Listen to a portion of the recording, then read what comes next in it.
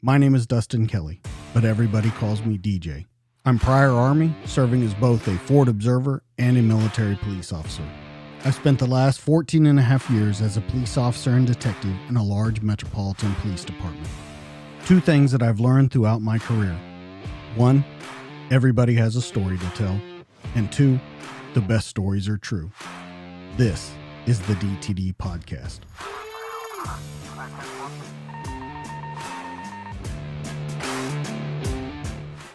Hey, welcome back into the studio, guys. This week, man, Liam Cogan. I've been talking to this guy for a while. He's got a great organization that he set up. He is a hunter, an outdoorsman, an adventurer. There's so many things. Was a Navy SEAL at one point in his life. We have so many things to talk about, so many lessons that you've learned, Liam, and stuff that you put out there in your blogs and stuff is just super interesting to me. And just kind of this lifestyle that you're leading now and your sense of community and what you need to do the right thing for people that have done the right thing for you.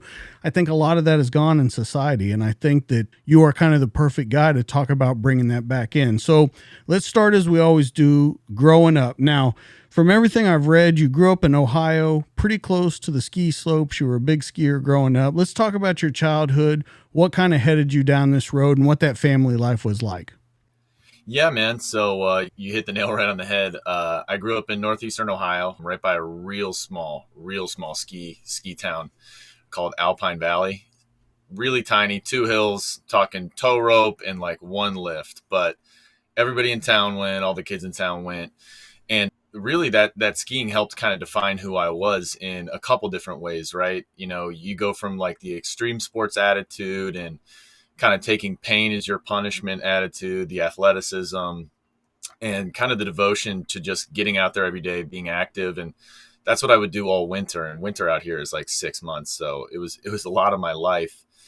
And, you know, it's funny that you mentioned that because when I was snowboarding, when I was 10, I was on our way home. We packed up from a regular day at Alpine Valley. It was me, my dad, and one of my very close friends at the time got into a fatal car accident, and he actually passed away. And so that kind of stemmed a lot of change in my life, I would like to say. But, you know, it kind of changed my childhood completely. So there's quite a bit of history, honestly, for me on the ski slopes of Little Chesterland, Ohio. Well, and I'd like to point out, when you say you weren't very far from home, you were pretty close, you were like 5 minutes away from that ski resort. I want to talk because you talk so much about community and stuff, and I'm glad you brought up the story about your father because I would like to get a little more into that because I think it shaped who you were later on. Can we talk about that and then kind of what set you on your path from there? Because I don't know that I see a marked change from there, but there's definitely a lot of focus in your life from there. So can we talk about that and where it kind of led you down? Yeah, absolutely, man.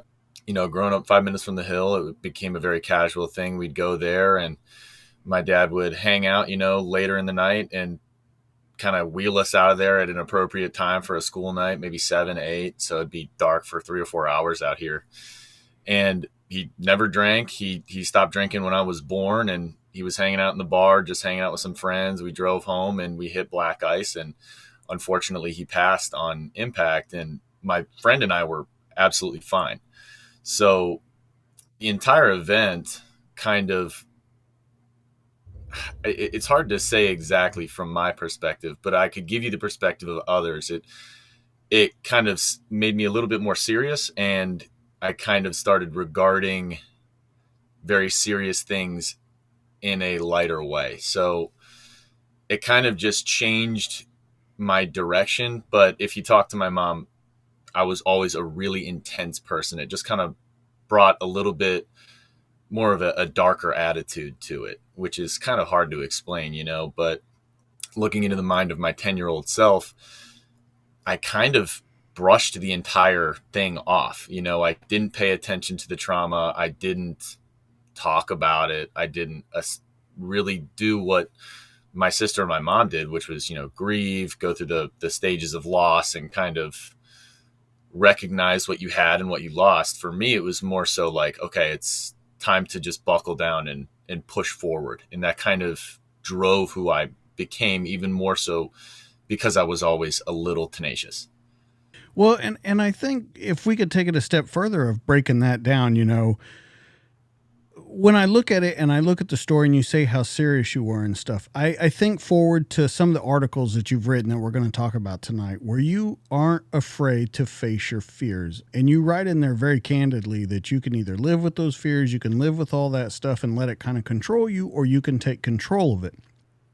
The part of it to me, though, that is so fascinating about you is you're such a young age and you're learning to compartmentalize everything. Because, like you said, your sister, your mom, everyone's grieving, they're going through the stages, and you're just kind of moving on with life. You're learning how to compartmentalize it and move on and get it done, whatever needs to be done. Do you think that paid off for you later on in life, being able to compartmentalize the things that you've seen in your career in the military, in your life afterwards? Did all of that carry forward, or did you lose bits of that as you got older? Yeah, man. No, that it just grew from there. Really, being a kid, I was very tenacious, but having that ability to kind of, how you said, compartmentalize, to kind of just store away some of that pain, save it for later, and kind of trudge forward like I knew I needed to. As a young kid, I was doing a lot of the things that I considered to be my father's work. Now, everyone's got a different perspective in life, right? Some kids are working from the time they're 14 in their family's restaurant, or they're working from the time they're 10 and they're on a farm. My life wasn't necessarily like that, but I was taking care of a lot of things that I know my father would have. And that kind of helped me motivate myself to really just kind of move forward. Like, there's not a lot of time for me to just settle down, dwell on this, dwell in the past, think about things that I don't have. It's kind of just time to move forward, be successful, be the person that you're supposed to be, motivate yourself, be who you want to be for, my father's sake. Well, and that was going to be my question. You kind of touched on it, talking about taking over some of your father's roles and stuff.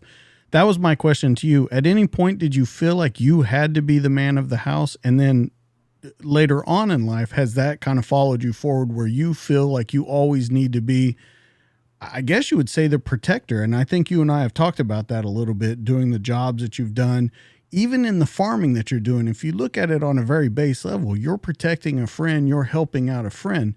So did you ever look at that as, I kind of have to assume this role even though I don't want to, and now I have to be the man of the house, and that just kind of sticks with you? Man, it's so hard to say because it was never a conscious thought to me. There were just things that I had to do and listen, I was still a kid. I was still 10, 11, 12. I'm not running around doing the lawn, helping my mom plant plants and do all the mulch and putting, salt in the water softener. The bag weighs like 60 pounds. I wasn't happy doing any of it. I did it begrudgingly the entire time. I was still a grumpy little kid, just like anybody else was, but I knew I was doing it, and I knew that somebody had to. And if I ever let my mom down, if I didn't bring in the garbage, or if she asked me to do something multiple times, I'd feel like I was letting our unit down, like us all down as a team. And it kind of pushed me forward. So I'm not going to say that I had a particularly mature path, because I definitely didn't. I had way more mistakes than most people do, but I did push my own path further forward. I did have to mature a little bit more. I did have to take some things a little bit more seriously. And I think that was really important for someone like me, because I still am pretty easygoing. I like to have a lot of fun. I like to do a lot of activities, but I am pretty intense about them. So it kind of just took my track and just took it for a turn. Well, let's talk about your mom for a minute too, because she's got a pretty interesting story. From everything that I've read and understand, she was a teacher at certain points. But Yeah. she's done her bachelor's, her master's. She has a very strong work ethic. She's always been kind of an artist in the background and stuff. How important was having her around, with your father passing at such a young age? How important was she in shaping you and who you became later on? Dude, my mom is an absolute animal. I mean, she is so motivated. And I never, until I got into the teams and really understood what motivation and consistency and real hard work are, like just real nitty gritty, consistent hard work. I never really knew how much my mom was doing. But, you're talking about a single mother raising two kids. I was a fucking handful. I got arrested 3 4 times in high school. I went to court for truancy. She was an absolute beast, and the whole time she's living in a place that my dad wanted us to move to, and she was driving 45 minutes to work every day. So 45 minutes there, 45 minutes back, and she kept the house immaculately clean. She fed the dog. She did all this work. And as a kid, I watched that, and I just figured, you know what? When you're an adult, when you're in control of your space, you got to be in control of all of your space. Like I was saying, she's just an absolute beast. She took control of everything. She helped us get another dog. My father passed, and then our dog died maybe like 2 months after that. So, she needed to get another dog to make the kids happy. We needed to, she keeps the house clean. She's driving 45 minutes to go to Cleveland Heights High School to work every day. She's also in a place that she didn't want to move to, that my dad wanted to move to. So she's just got all this shit going on, and she never made it our problem. So getting a little bit older, I kind of start to recognize that, like, yeah, she's in control. If you want to be an adult, you have to get your shit under control. And that kind of reflected in how I grew. Well, let's talk about you mentioned a couple times, and then of course we've talked offline about being in trouble. Let's talk a little bit about the trouble. This is what I told you was kind of interesting to me also about you, was that you see your mom doing this, you're kind of stepping up there, but there's other parts of your life where you're kind of slipping through the cracks on stuff. You're getting arrested. Let's talk about the trouble that you got into, where you kind of think it stems from, and then what was kind of that driving factor that said, okay, I got to stop doing this because it's not going to end well for anybody. Yeah, right. So in high school, I think, oh geez, what was the first time was pretty early on when I had my first run in with the police. I think it was maybe my freshman year of high school. I'd always skateboarded, so we talked to them. They'd tell us to get out of there, but it was never anything serious, right? And it kind of just developed into, I discovered drugs, sex, and alcohol at a very young age. Seventh or eighth grade for all three.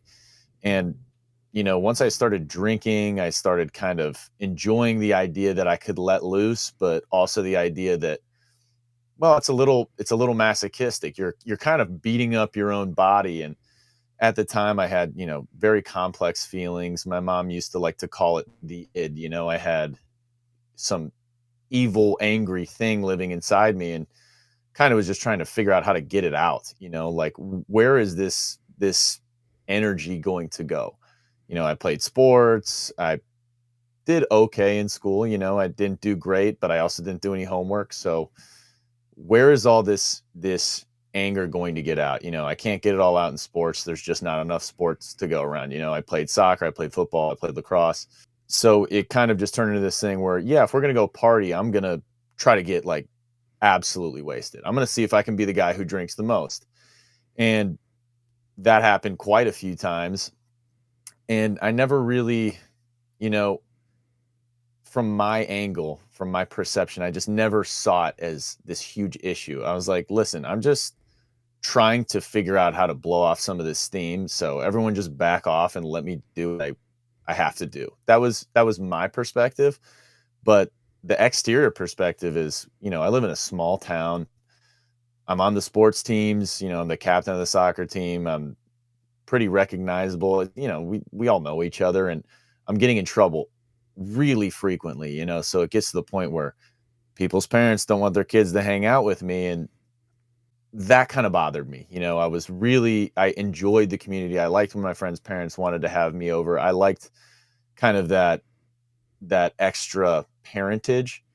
So I tried to dial back in, be really polite young man, go over to the house and offer to wash the dishes, all those kinds of things. So they kind of just work this bad attitude and the good attitude kind of worked in tandem, where I was trying to figure out, who the hell am I supposed to be? And where do I direct these feelings, this anger and this desire to be in control, to please, to be a part of the community. So it was incredibly confusing, and I don't think there's one easy answer for it, but I think a lot of kids do go through that, where it's just, I don't know where to direct some of these emotions, these feelings, and I just chose to get absolutely nuts. How does that affect your mom when she sees that happening to you, when she sees you starting to go down this road? How does that work for you guys' relationship? And then how does that work on her as being a single parent?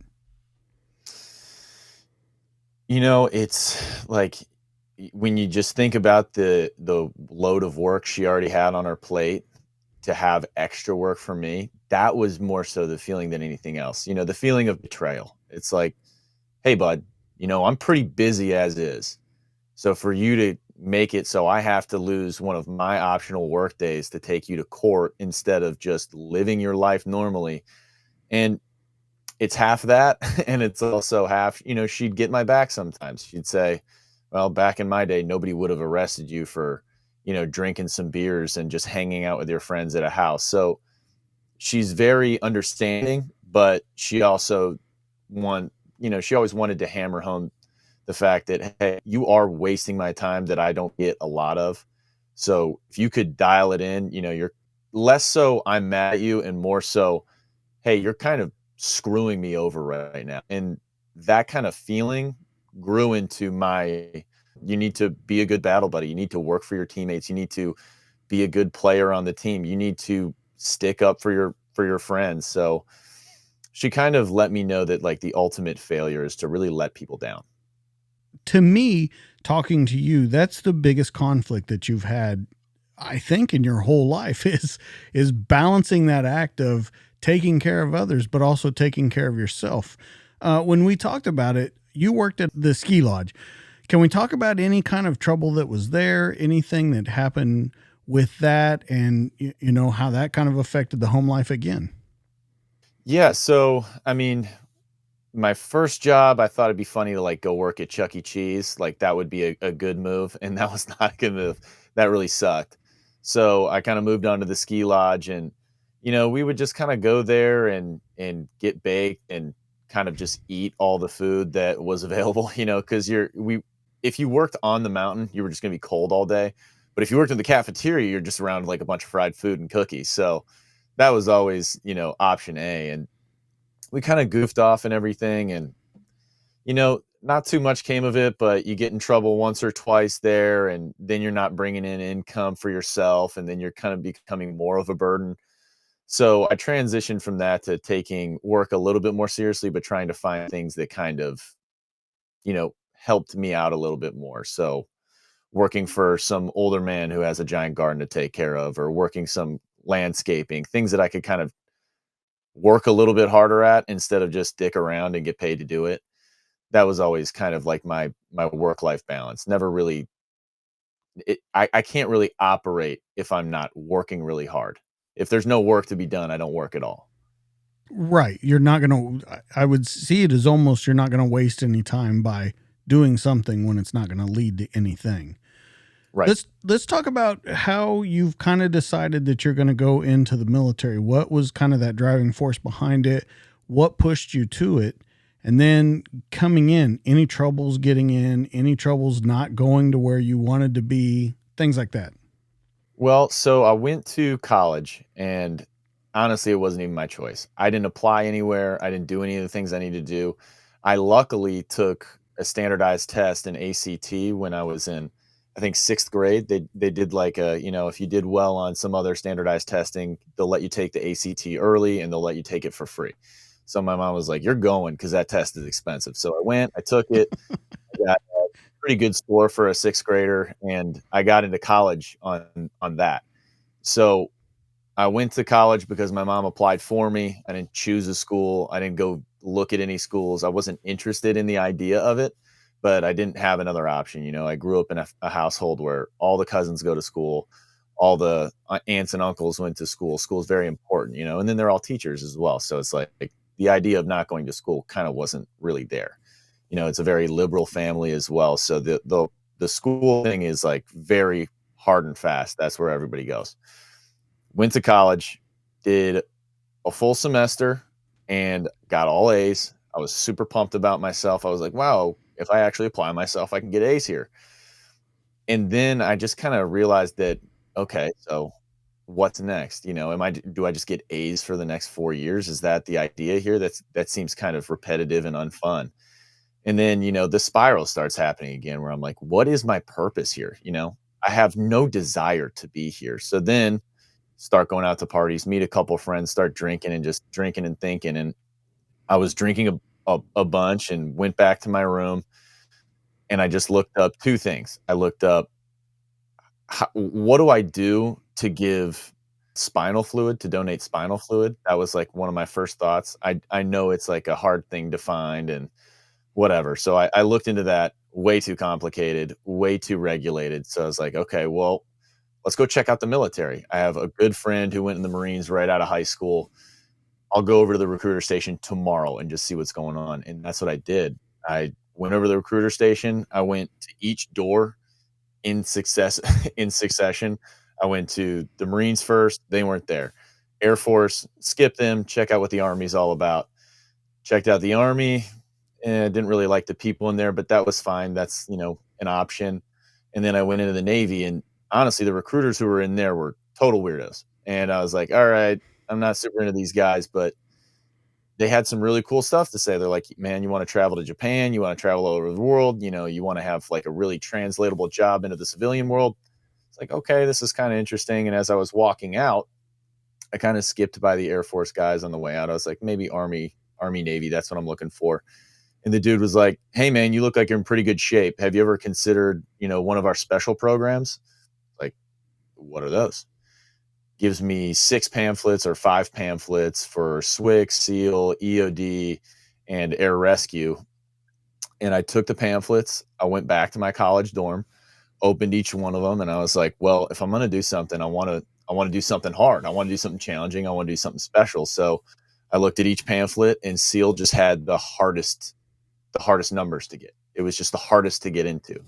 So I hadn't really heard of what Navy SEALs were. This was right around the era where, this was almost coinciding directly with the Osama bin Laden raid. So that had just happened. So it was kind of fresh on the brain, but I didn't know anyone who did that. I barely knew anyone who was in the military. So cracked the book and I just went and took a PST, and the rest is history. I just went straight in. Okay.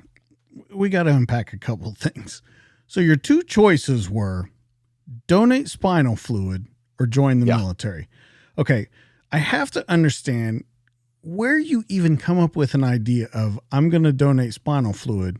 And number two to that, how is that going to fix your current situation? Like going into the military, giving you a whole new world.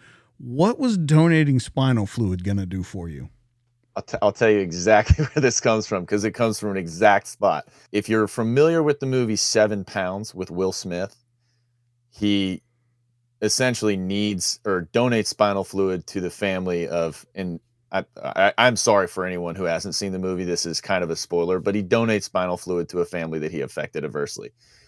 In the movie, it looks really painful and really awful, and but it's really beneficial to people. That's kind of what I was looking for. A little bit of this same masochism that drove me when I was a kid to just kind of, something needs to whip me into shape. So that was my goal. I want to help people, but I kind of need to be whipped into shape to do it. I know it. And how can I kind of make that reality? So that was the impetus behind it. Okay. Super simple. So do you ever, because we keep coming back to this point of kind of that masochistic attitude, does it ever worry you? Does it ever bother you where you're like, man, because you just said it right there, in order to help people, you have to go through something painful to help them. You can't just go help them. So does that ever get kind of at the forefront of you where you're like, man, might not be a good character trait. Might not be a good character trait, but even more than that, worry you about kind of where your headspace is at and where you're headed? Well, so at that point in time, no, it didn't worry me at all. It kind of just seemed like de facto truth. It was like, you need to sacrifice to receive. You need to give something to feel good about yourself, really. I can't tell you where that really stems from, but that grew from a very young age. And at this point in my life, when I kind of look at that idea, I regulate it now. I work hard in the gym. I work hard for other people. I try to try to help people in the veteran space, and I like to do really extreme things to kind of express that serotonin. But when I was younger, growing up in this small town, there are no options. There's no crazy stunts to be done. There's no skydiving. There's no base jumping. There's no deep sea diving. There's no swimming with sharks. There's nothing, right? There's really none of that serotonin release. The only way you're going to get it is if you buy a four-wheeler. And for me, that was out of the question. So it was kind of the drive to do something extreme, but life threatening, to kind of just feel that, and it translated itself in different ways, and sometimes masochism and sometimes, exploratory ways. But I was always very afraid to do all these new and crazy things because I didn't know anyone who did them. And my mom was a very fearful person just growing up. She was, she's very worried about, getting kidnapped and all the different things. Anything that was on Dateline or anything that was on NBC, she was terrified of, you know what I mean? So I grew up with all these anxieties and fears, but I wanted to do all this crazy shit. I just didn't know it was a reality. I didn't know that if you weren't Travis Pastrana, you could do something cool. So that translates later on, and we'll talk about it with just the base jumping idea. But let's kind of stick back in with the military. When you go in and you get everything done, you join the military. You said you went to college and you made these A's, but it just seemed repetitive, boring. There's not really a point to it. As you go into the military and you start this life of service, is it everything that you thought it was going to be, or were you disillusioned again? Like, yeah, I thought it was going to be this, but it's really not. Oh man, the boys are going to hate me for this one, but the second we showed up to boot camp and dudes started yelling at me and shit, I was like, hell yeah, this rocks. Like I was really motivated, and it kind of became popular in my buds class to be like, to try to get away with things and kind of, just to kind of be a dirtbag. But it's like that, the old SEAL adage, if you ain't cheating, you ain't trying. If you That get kind of caught, you're not trying hard enough. Exactly. That kind of became like the motto of my buds class. But I personally just always tried really hard.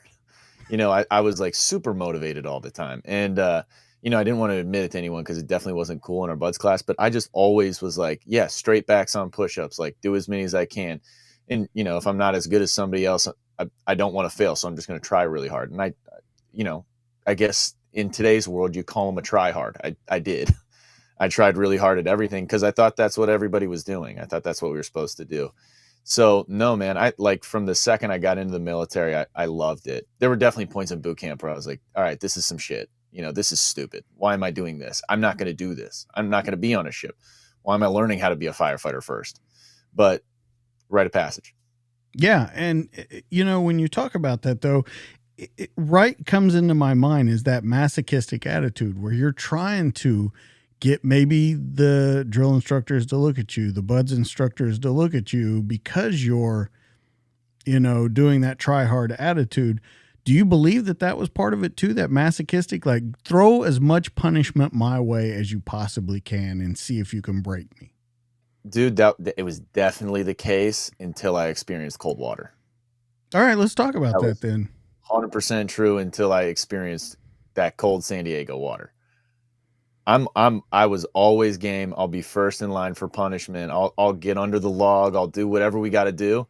But the second we started doing surf tortures, I found out that there was something that I really didn't like. And that shit sucked. I mean, I never grew to like it. I never grew to be hard against it. I could just wait it out. That was really my game. I can wait it out or I'll go hypothermic, but that's it. I can't beat this. I hate it. It was not my game. So that was the one time where I was like, there was a little bit of a gear shift where it's like, okay, I'll take punishment, but if it's that punishment, no thanks. Wow, that's really crazy to hear that the cold water is what really got to you. Now, let's talk a little bit about heights in you. We're going to get back into it a little more later on, but you wrote at one point that as a kid, staring up at high buildings or even baseball stadium lights made you dizzy and you hated heights. So when you go into this, you know full well that once you get through all this training, at some point you're going to have to come out of a plane. I know you knew that much. You knew that there were going to be heights involved, whether that be climbing onto a ship, whatever it may be.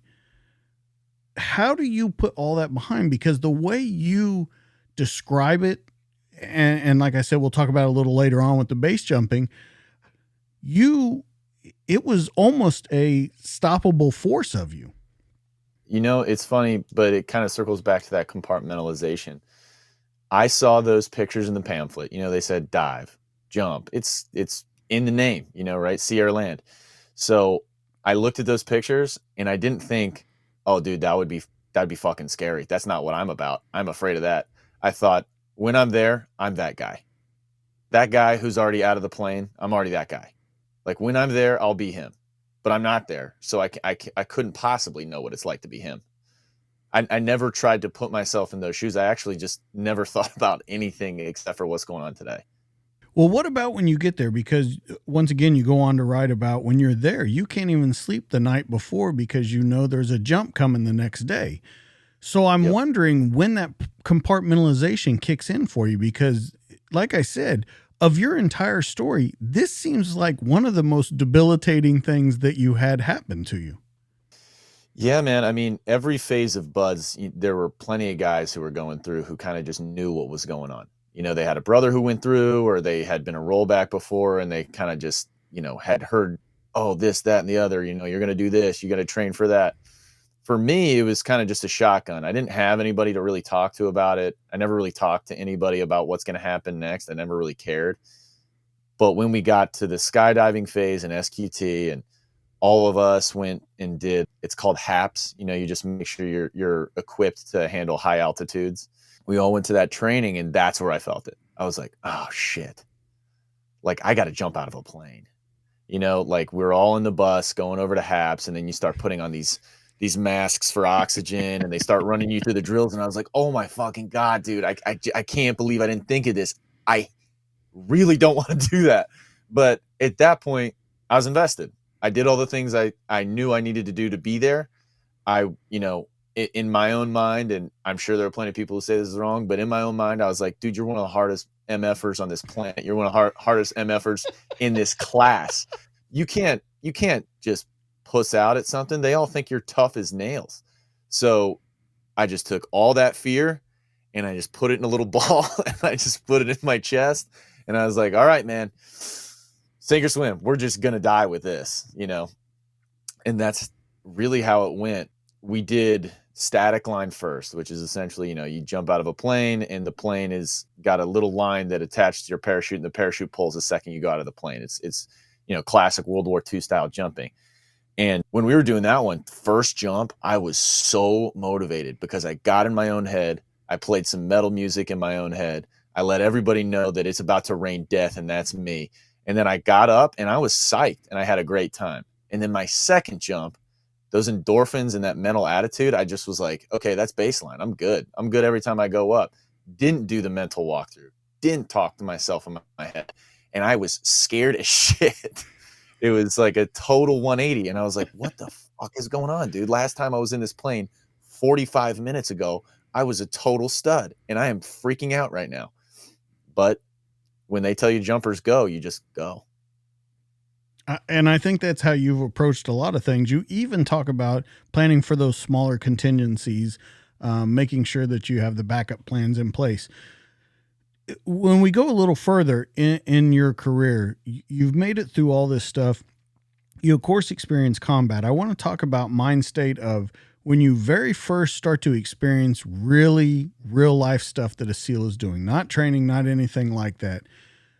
About halfway through your career and then at the end of your career, I would like to know kind of the mind state that you go through, because up until now, you've stayed pretty even keel about, you know, wanting the pain, all that kind of stuff. As you see the things that you saw throughout your career, does your focus change? Does your mental state change? Do your thoughts on the world change a little bit? Yeah, it definitely does, man. So it was just like the skydiving, really. The whole time I was doing all this training to become a SEAL, it was just a dream, you know. It was all training. It was just this, that, and the other, and we're gonna get done this week, and then it's gonna be next week, and everybody knows like we're just looking to get that Budweiser. Let's get out of training. Let's get some fucking respect. Let's get done getting beat the way we are. And the second we finish, you know, you're crazy elated. You're excited, and when you get, so for me, I went to the East Coast, and when I started checking into the team is when I really realized, like, oh shit, like this is the job now. We learned how to shoot the guns. Now we got to go learn how to like work the gun, be really good on the gun, run with the guys, really actually do the job.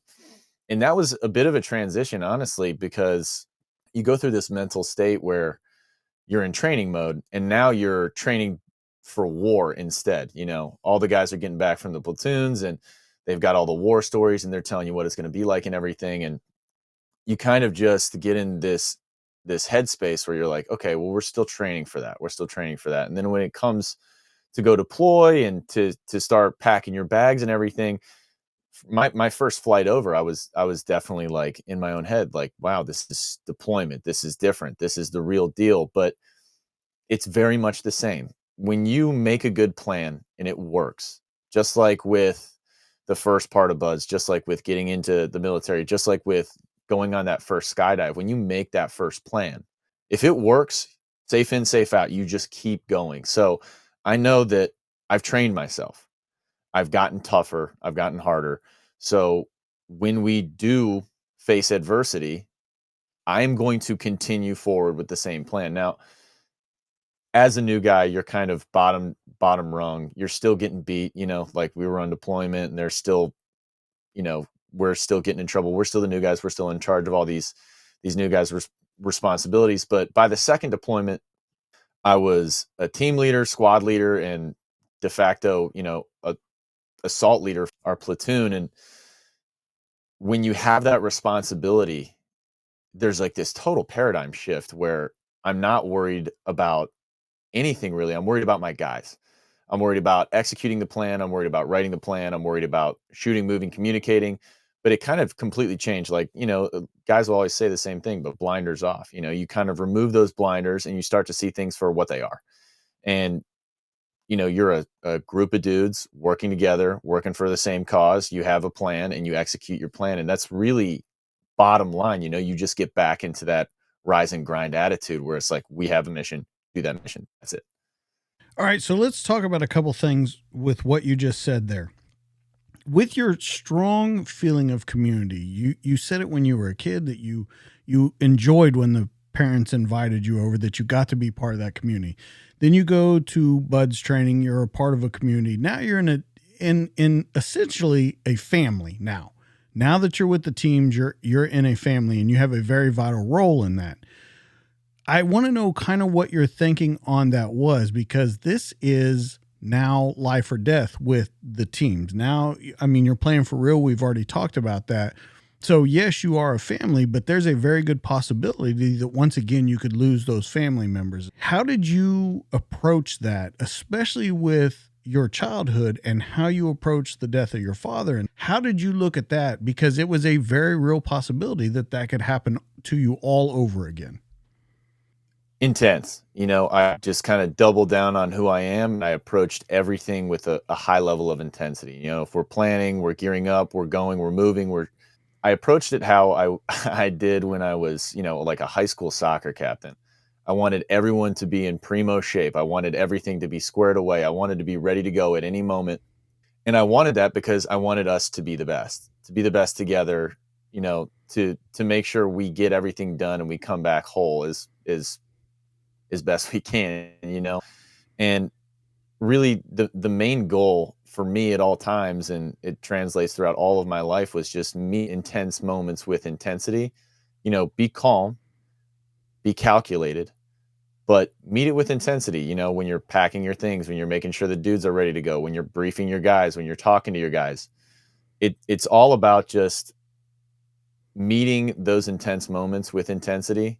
And that doesn't mean losing your shit and running all over the place, but it does mean elevate your awareness. You know, we all say, like, when you're in that adrenaline filled moment, it feels like time's going a bit slower than it actually is. And that's kind of where you get yourself, right? You get ready, and guys will all tell you, no matter where you go, no matter where you deploy to, you get into a deployment mindset. And it takes a while to get out of that because you are so elevated, you are so ready for whatever is to come, that everything becomes about you and your boys. Everything becomes about you and your team, and just nothing else matters. Nothing. I'm going to get back to that in a second. I do want to ask you something. You, of all people, know no matter how much you plan, no matter how much you prepare for something, there's always Murphy's Law. Something can happen with nothing being planned for.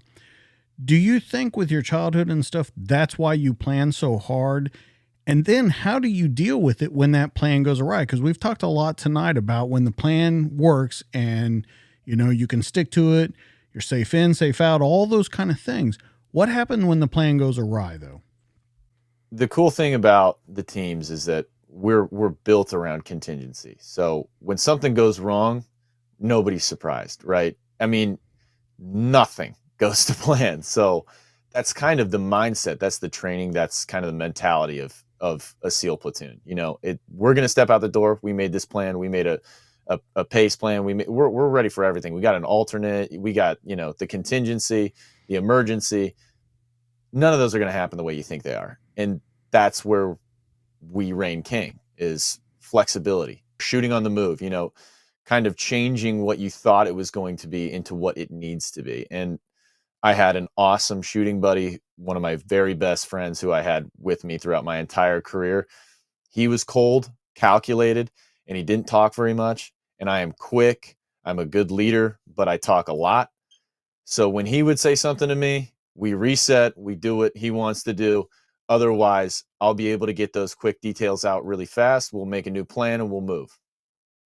How much do you think that's affected you on the outside of it, civilian life? Because we've talked about your transition and stuff. You said that there were stumbling points, but it wasn't really that difficult for you.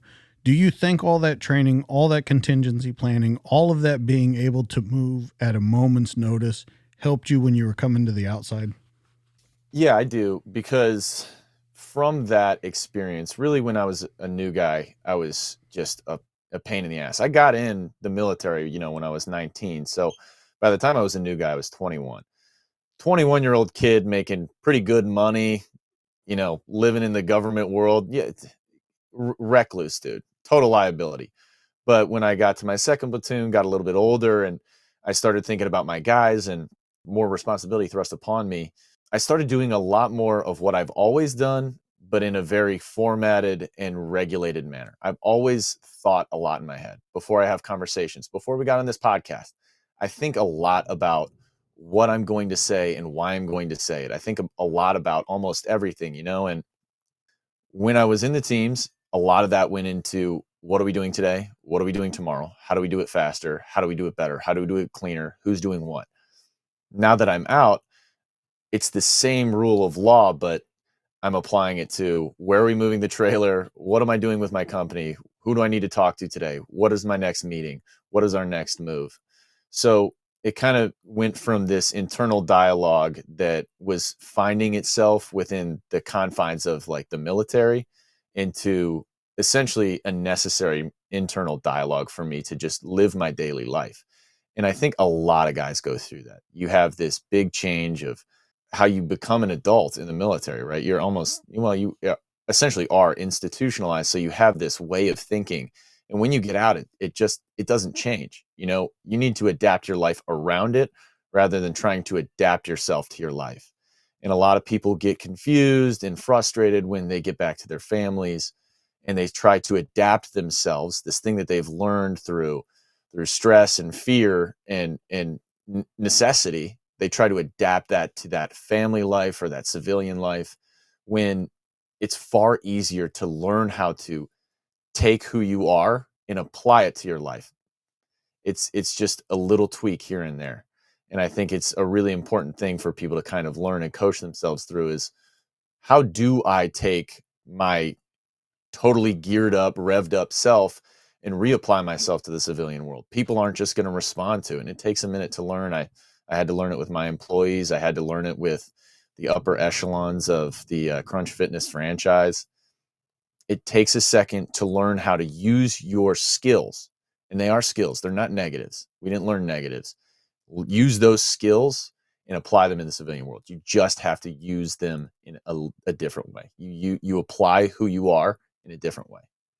Well, if we can go back for a minute, when you talked about when you're on these deployments, when you're with your teams, that nothing else matters. And you even made the point to say it a second time, nothing matters. A lot of stuff goes on with law enforcement, with first responders, with military, where there is stuff in the background, though. There's families, there's kids, there's wives, there's spouses, girlfriends, whatever you want to be, there's bills to pay.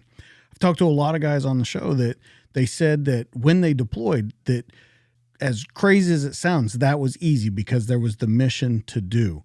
Can we talk about how it affected your personal life being deployed and things like that? Because I don't think at that point you were married when you were first deploying. No. So can we talk about how it affected you being this young guy, kind of seeing the world doing this, and then how you think maybe it would have affected you later on? Well, I think the major effect that happens to a lot of people is you kind of, in a way, and I hate for this to sound like a negative, and to your family it does sound like a negative, but you do distance yourself from your loved ones. It just happens. There's no like rhyme or reason to it.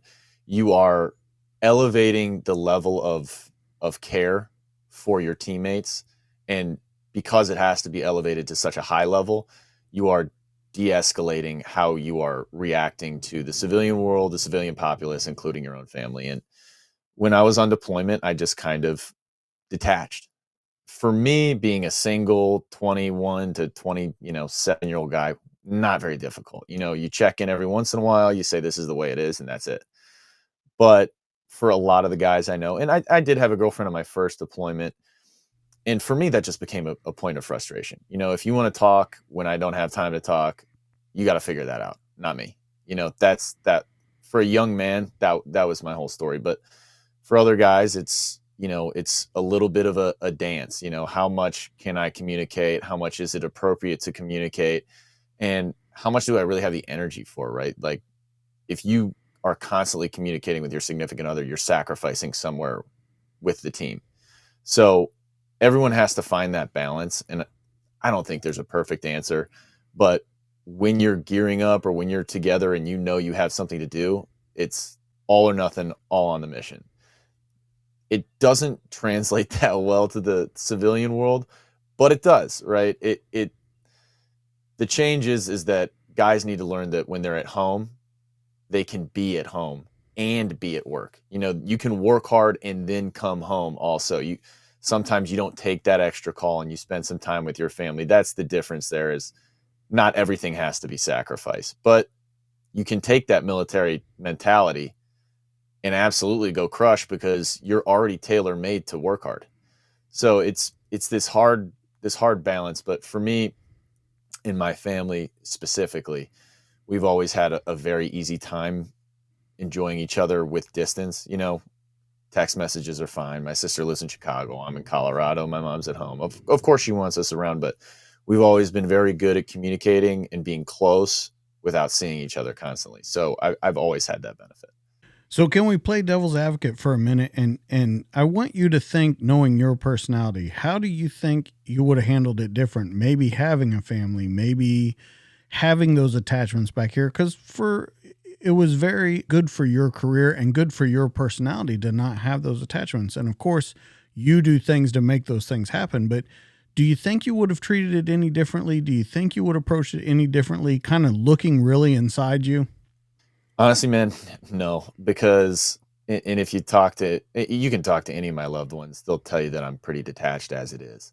So to insert, a relationship in there, maybe when I was really young and I was a lover boy and I was 18 and things really stirred me up and made me upset. But by the time I was in the teams and I was deployed, things just didn't work that way. I've just been relatively detached from things like that. I like to work hard. I like to play hard. And that's been it for quite some time. I've distanced myself from detachments that I thought at the time were kind of irrational or unhealthy, because at those times they are unrational or irrational and unhealthy.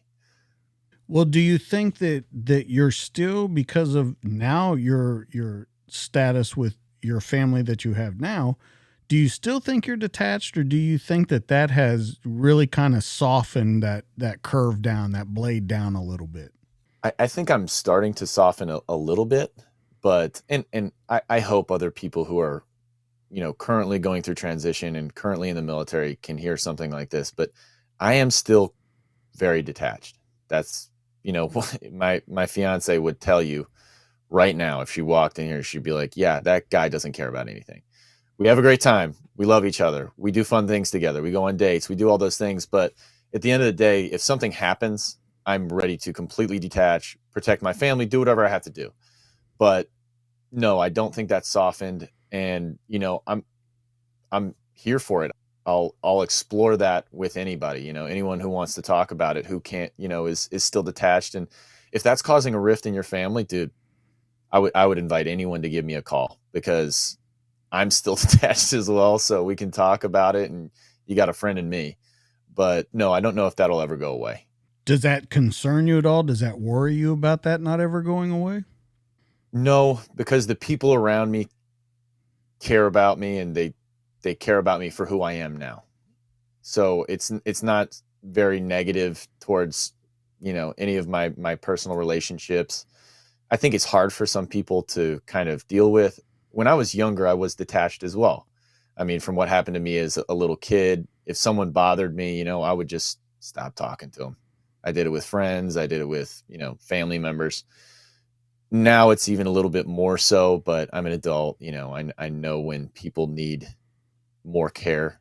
I can tell when people need, a little bit of emotional care to make connection, but they understand who I am. My fiance met me this way, so she must like something. Yeah. She's Yeah. got to have something that she likes. All right. So let's talk a couple things before we get into kind of these life stories, these stories that I've seen you write about. I want to ask you the biggest lessons that you've learned in each part of your life, through SEAL training, through operating in the teams, through combat, through farming, even the base jumping stuff that we're going to get into. What's the biggest lessons you've learned kind of at these milestones as that young man going into the military, as that new guy in the military, as that seasoned guy, and then now, what are kind of the biggest lessons we've learned at those four kind of stoppings along the way? I can tell you the greatest lesson that I've ever learned is that proper visualization will become reality. And I know tons of people have issues with that kind of visualize it and it will become reality statement, because it's so easy to say. It's so easy to describe, right? All you have to do is think about something, you get it. But if you really, really focus your life energy on a goal, you will subconsciously, at all moments of every day, and consciously drive yourself toward it, and you can accomplish that goal. Everything is a reality if you properly gear your mindset. I think that is without question something that has stayed with me throughout the entire adventure of my life, all the ups and downs, is that if I wanted to be something, I was moving towards being something. If I didn't want to be something, if I had nothing on my mind, I became a nothing, and I did nothing, and I did dumb shit, and I made everyone disappointed in me because they saw potential.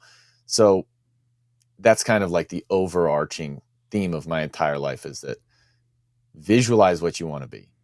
Try to be that thing every day. And if you really don't know what you want to be, explore yourself. Figure it out. Think about it. It doesn't take too long to create that goal. I want to be 10 pounds lighter, or I want to be a little bit faster. I want to play on this sports team. I want to make this degree. I wish I was a lawyer. Whatever that thing is, focus on it. Start doing something about it, because the second you take a step toward it, you get completely out of your own head. You get laser focused and you start moving in a positive direction, and it helps your emotional well-being, your physical well-being, your metaphysical well-being. That has always been a major principle within my life. And just kind of going through some of these major ups and downs, that are falling rock climbing, going through base jumping, do it. And I'm not I'm not doing a Nike ad. Really, just do it. When someone asks you, hey, do you want to go do this thing, and you know it's good for you, do it. Do that thing.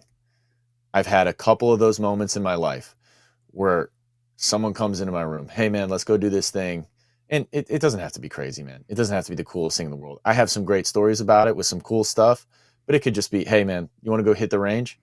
Yeah. You know what? Yeah, I do. I could be a lazy bum and I could sit inside today, but I know I'm going to feel better if I go do this thing and then come back home. I'm going to feel accomplished. Even though it's nothing, I'm spending money on 9 mil. I can make any excuse for it. But at the end of the day, I know I'm going to feel good if I do that thing. Go exercise. Don't eat that. It's a simple principle. And I know neither of those are revolutionary, but it really does laser focus my life and get me places. I would tend to disagree with you though, that it is that easy. It is that simple. And I think that it's overlooked because it's that simple. You either do it or you don't do it. You either talk about doing it or you actually do it. And I think that that's where a lot of people get into the confusion in their life, why they don't rise to the occasion, why they don't get where they want to be, is because they get more focused on talking about it than being about it. And I think you would agree with that. Oh, yeah, absolutely, man. I mean, you can tell me that you've always wanted to be a lawyer all day, but if you're not applying to school, if you're not reading a manual, if you're not finding which state that you can become certified without going to school in, if you're not making a plan and moving toward it, I don't want to hear it. Yeah. But I think a lot of people look at that as, well, that guy's an asshole because he doesn't want to listen to me talk about my dreams. I think you run across that a lot with people. Oh, yeah. And what you really want to say is, no, I don't. I do want to hear about your dreams, but I want to see you accomplish them, not just fucking talk about them. Right. And my friends know this very well. My family members know this very well, but I do believe in firm love, where if you're going to tell me about something you want to do, it's like, dude, that's awesome. But the next time I see you, if you aren't doing something about it, don't tell me again. Because if you aren't going to action that goal, don't talk about it. Set the bar on something else. Exercise a little bit more, but start doing something positive for yourself every day. And they kind of bleed into each other, right? Make this overarching goal. Yeah, I want to go to law school. I want to be a lawyer. I mean, that's the real goal. I want to be a lawyer. I want to make money. I want the respect that goes with it. The old classic American respect. Every president, every presidential family. I want that for me and my family. Okay, great. How do you get there? Going to school. Can't go to school right now? Find out how. Find out how to do some night school. Or does it help you to go exercise? Does it help you to study? You can study that manual. You can, what is it, the LSATs, the MCATs? LSATs. Mm-hmm. You can study that LSAT manual for free online anytime you want. You can take tests online. So I want to see you work at it. And if you tell me you did one thing this week, I'm going to be like, hell yeah, bro, you're doing it. But if you tell me, oh yeah, it's been like 6 months, I kind of have like a different thing going on. It's like, okay, man, just don't bring that up anymore to me because I don't care anymore. I'll support you to the end of time, but I just want to see you do it. Right. Well, let's talk about one of those crazy stories of you. You really invested some time into base jumping. As we talked about earlier, deathly afraid of heights. You did it in the military, but you wanted to kind of take it to a different level. And you start out your article by saying, for 6 years and $3,000 worth of tattoos, you kind of accomplished this thing. And that's how I love that you ended the article with, is that you kind of accomplished this thing. So let's talk about this base jumping. Explain to people maybe what they don't understand what it is, how it differs from skydiving, and then what drove you so far on this. And then I would really like to know on the end of it is how you put it that way, that did I accomplish this fully? No, but I'm still working towards it. So can we talk about that? I know it's kind of a lot to put in, but I think it's a way to set it up.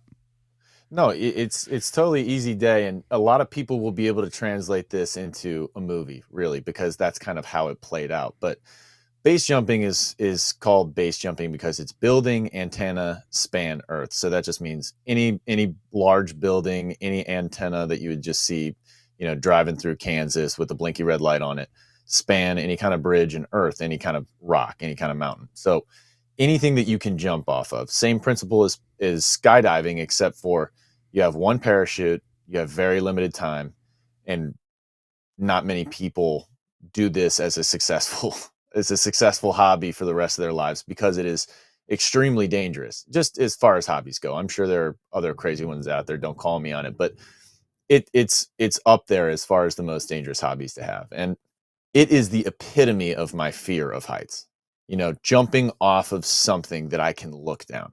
because even when I was in the teams, if at any point I was going over something high, I've done the skydiving, you'd think like that was the fear conquering thing, fast roping down a 150-foot fast rope onto a moving ship from a moving helicopter. You would think any of those things would conquer it, but no, it was just work, get it done, and that's it. Rock climbing, totally fear inducing if you're afraid of heights. Didn't do anything for it. I tried all these things. I wanted to keep pushing it. I wanted to find that moment, that catharsis where I was like, okay, I'm done. I'm done being afraid of heights. I can walk up to the ledge and just look down it. So that kind of fueled me to go after base jumping. But luckily, I had a group of friends, absolutely wild dudes. We lived in this house that we called the Animal House. You got flashbangs going off in the middle of the night, people shooting through the roof. Just a wild house of 21 to 23-year-old guys who all are in the teams, all have all this wild energy. And we would all, be hungover on Saturdays, Sundays, Fridays, whatever day. But the TV was always playing base jumping videos.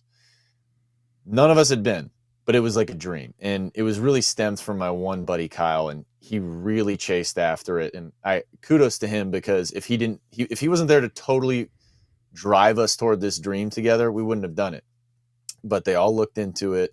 I'm kind of backseat there. I'm like, I'll do it. Just like with all the skydiving, everything. I'll do it. I'll do it. You can't get me to not do it, because I'm not a pussy. I will do it. And deep down, I'm like, you got to do it. You've got to do it. This is going to be the thing. This is going to be it. This is what you're totally afraid of. So we plan a trip. We find this guy. We find the one legal place to do it in Grand Parent Bridge, Idaho, right over the Snake River. We find this guy, Sean Schuma, total professional. You can look him up now. He's got he might have the most base jumps of anyone in the world. Super cool dude. All we had to do was get there and practice packing our chute, because it would save us some time. So we all ponied up the money for the training. We packed up our chutes. We packed up a real tiny SUV. So it had a back seat, and it had a couple seats in the front, but not a lot of room for 4 guys. We're going cross country, starting in Virginia Beach, going all the way to Idaho. We plan a couple stops, getting a couple bar brawls, bloody up a couple cities, all on our way. Smelliest 4 group of dudes sleeping in a car, doing rotations. We finally get to Idaho. We're looking at this bridge. It's freezing cold, which, if anyone's done anything fear-inducing, if it's cold out, it's just worse. It's just scarier. It just is. You're shivering already. So it's freezing cold. The bridge is icy. And we get there and we're like, all right, here's the thing. Now, my friends look all motivated, so that's how I have to look. I'm like, yeah, sweet, we're here. But on the inside, I'm like, oh, God, here it is. I signed up for this. Now we got to go. We pack up our chutes the first day. We get over the bridge. The side of the bridge is, and we're learning the procedures. How do we do the first one safely? But we get to the bridge. The bridge is icy, which was the scariest thing I've ever done in my life, is climbing over the handrail of a bridge. Wait a minute. The scariest thing you've ever done in your life? At that moment, it was without question. Okay. All right. It like wasn't even close. This is my great fear. And not only is it my great fear, but it's on a bridge where the other side of the railing is 2 inches wide. It's also icy, so I'm slipping. And then I'm holding on to the railing for dear life, knowing that I'm jumping off. That's the moment where I go, okay, this should be it. This should do the trick, And I jump off the bridge. We do it a couple times. We have a great trip. But every time I'm like, nope, didn't like it. Super scary. Not comfortable at all. And I was just hoping, we're going to do more progression, more things. Jump off platforms, get over the rail, everything. And it never got better. But I was proud of myself, because I was like, here it is, man. This is about as scary as it gets. So even if you're still terrified, you know that you can do the scariest thing in the world for you. So that was a huge moment for me to at least realize that no matter what, I can control my body with my mind whenever I want to. Now, it may not be easy and it may suck the whole time, but I can do it. That was the lesson I learned on that base jumping trip. But I had not yet conquered that fear of heights. Do you think now you have conquered that fear of heights? Yeah, I did. I did in one moment Okay, in Brento, Italy. let's hear about it. So I and this is one of those do it moments, man, where we based ourselves on deployment out of Germany. So I was not allowed to do this for sure, but we based ourselves out of Germany on deployment. We go on different trips, and when we get back from a long trip, we have about 3 days for a weekend. And my buddy tells me he knows some guy who base jumps, who's in the military, who lives in Munich, and he's driving down here, and we're driving to Italy tonight, and we're going to go base jump all weekend and then get back and then go out on another trip, on another mission centric trip. How many base jumps do you have at this point? Somewhere around like 30 or 40. Okay, I'm not a ton. But you're pretty well versed. Well, I'll get into that. But for what I was going to do and what I ended up doing, guys are looking at like 200 jumps, tons of tunnel time, all these different things to get to where I just ended up being so comfortable that I was doing. But we go down on this trip, and I have, and this is the moment. My buddy walks into my door and he's like, dude, we're going on this trip. He's coming down. You're coming. And I was like, oh man, I don't know. But deep down, I'm like, you have to do this. You have to prove it to yourself that you can voluntarily do this at your most tired. So I was like, all right, let's do it. Get in the car, sleep halfway there, drive halfway there. Now, the only issue is that the base jumping rig that I have is my own, but I have yet to attach the parachute to the backpack part. In my mind, I'm like, how hard could this possibly be? So then we get there, they go up on the first lift. So a van basically takes you up to this cliff edge, huge monster of a jump, pretty safe as far as base jumping is concerned because you have so much time. You know, we're talking like thousands and thousands of feet. You get multiple seconds, maybe like 15 seconds of fly time.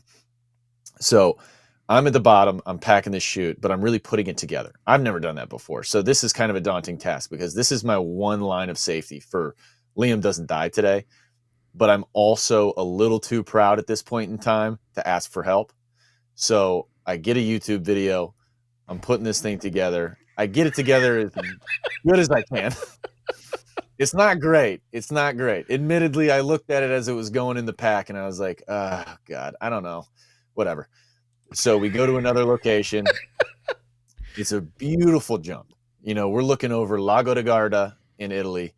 You know, there's yachts down there parked at this thing, and we're going to jump this place called Campione that you actually legally aren't allowed to jump. And we land right at this like bar, which is sick. You know, it's great weather out. There's yachts, whatever. So, you know, me being who I am, I'm like, all right, I'm going first. Like I got to go first. Now that I'm all packed up, I want to go now. And I've got this all on video, and I'll share it shortly over on our website. But I go first. I give everyone their high fives, their knuckles. I'm scared, but you know, I'm like, this is probably just what base jumping is. Like everybody is as afraid as I am. It's got to be because I've done it. I jump, and when my parachute opens, I immediately pull a 180. So that's kind of like when you're jumping off a cliff. That's kind of what your kiss of death is, right? Because now you're turned in and going straight at a cliff, which you can't really ride down on a canopy. You know, canopies are going full steam at like 20 miles an hour. So it's like a car accident into a cliff. So I'm going at this cliff, but because I had this great training with this dude, Sean Schuma, all this time ago, I immediately go to my rear risers, yank down on one of them, pull it as hard as I possibly can, and I just barely turn out fast enough. I also kick off the cliff as hard as I can because I'm like, dude, get away from me. Kick it as hard as I can, break my ankle, keep flying, and I get down to the bottom, and I find out that I didn't properly stow my brakes. So I had no steering capabilities. And I also packed myself a 180.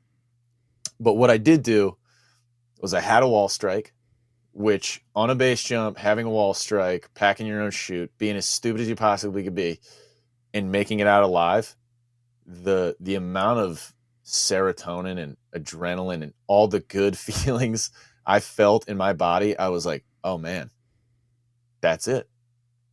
That's it. I am not, I mean, and almost immediately, I was like, that was really fun. And I don't give a shit what happens. I loved that. I want to do that again. I want to jump in different ways. I want to do flips. Get me back up there right now. That was the moment I come down there. I have a hole in my canopy. So we put some tape on it and we jumped for the rest of the day. And for the rest of the day, the rest of the time, I was throwing flips and gainers, just having a great time because I just didn't have that fear anymore. And it was a total catharsis. I told myself, you did it. It was scary, but you beat death on that one. So let's go have some fun. I mean, you can't argue with that when it goes like that. If it turns out that way, I'm just thinking the entire time, what could go wrong watching a YouTube video, how to pack a chute and a lot, man. It's hard. Yeah, absolutely. All right, let's move forward to 2017. Let's talk about your little trip to Hawaii, how you talked the government into giving you an extended stay over there. But I really want to focus in on the point of you were going to go do a little rock climbing.